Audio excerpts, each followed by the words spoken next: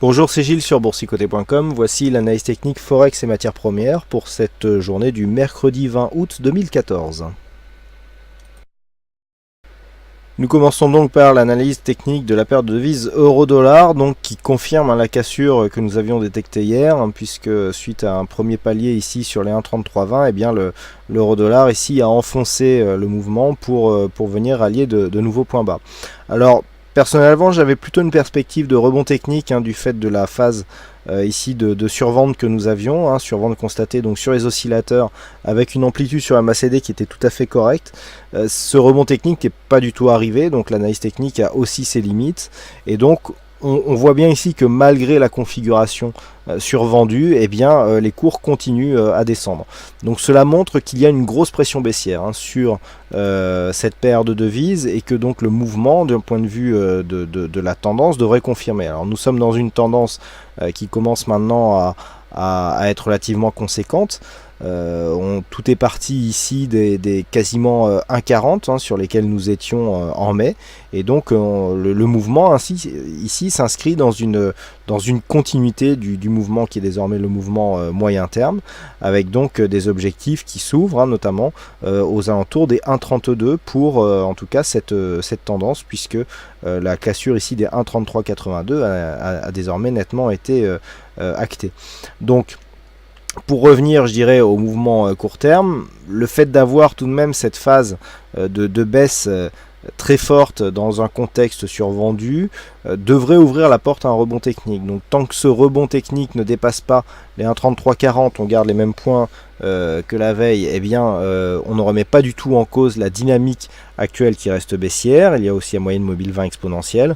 Par contre, en cas de dépassement ici, on commencera à avoir des signaux d'affaiblissement de cette tendance. Les prochains objectifs eh bien, se situent plus bas.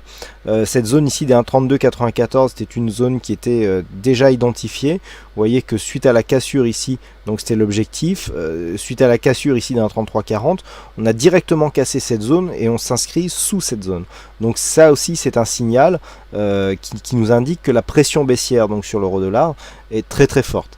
Donc si on s'éloigne un petit peu pour voir ce qui pourrait être les prochains objectifs, voilà, nous avons ici 1,3239, 1,3240, et donc la prochaine zone ici majeure se situe à 1,3194. Donc par rapport à la dynamique actuelle, il semble que on a quand même beaucoup baissé.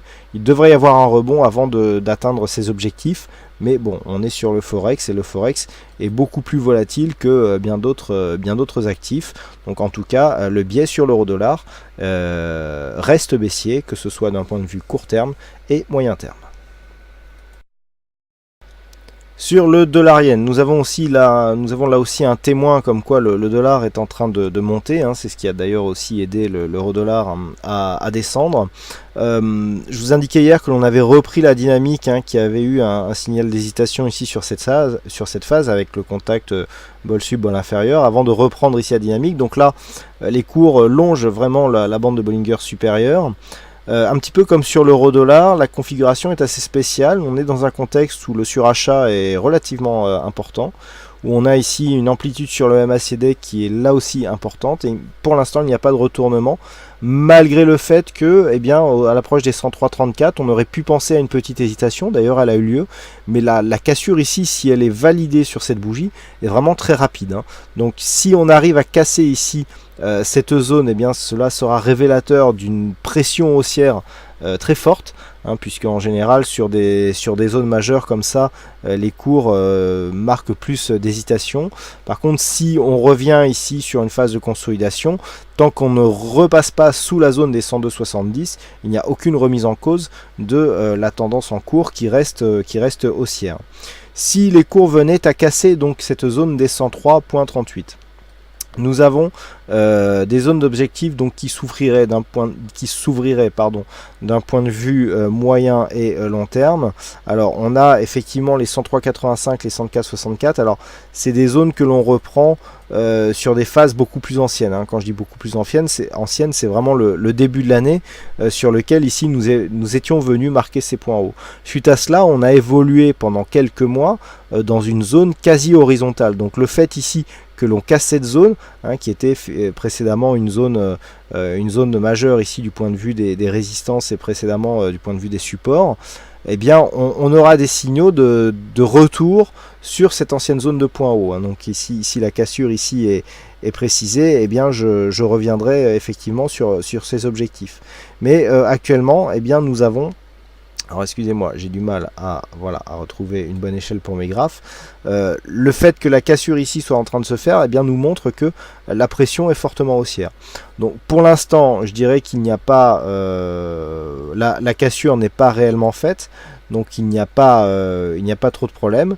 Mais si on venait à casser cette zone d'une manière puissante, eh bien on pourrait commencer à anticiper la cassure par le haut, donc de la zone des précédents points hauts que je vous ai indiqué tout à l'heure.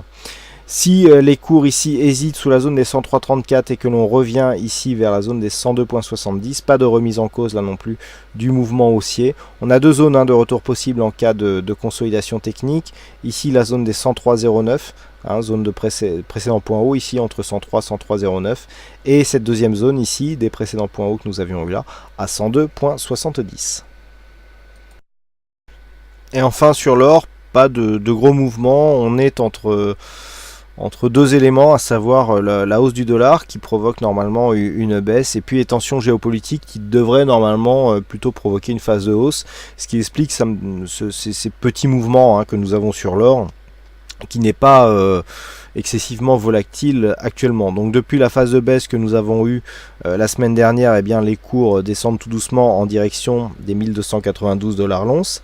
On est toujours sur une phase court terme qui reste baissière, avec une grande régularité. On est en train de valider ici un contact avec cette zone de support. Du point de vue de la tendance globale, il n'y a pas grand chose à dire sur l'or, hein. On est relativement neutre depuis maintenant quelques semaines. Ce n'est pas la séance du jour qui va changer quelque chose. Donc les zones à surveiller pour les prochains jours, eh bien c'est cette zone ici des 1292. À la hausse, on a 1310 et en cas de cassure, 1322 qui sont des objectifs haussiers. En cas de rupture ici de cette zone des 1291, nous avons ici 1280, 1277 qui pourraient faire figure d'objectifs. Voilà donc ce que nous pouvons dire sur cette analyse technique Forex et matières premières. Il ne me reste plus qu'à vous souhaiter à toutes et à tous une bonne soirée, bonne chance dans vos prochains trades, et on se donne rendez-vous dès demain pour d'autres analyses techniques sur le site boursetcoté.com. Bonne soirée à tous, pardon.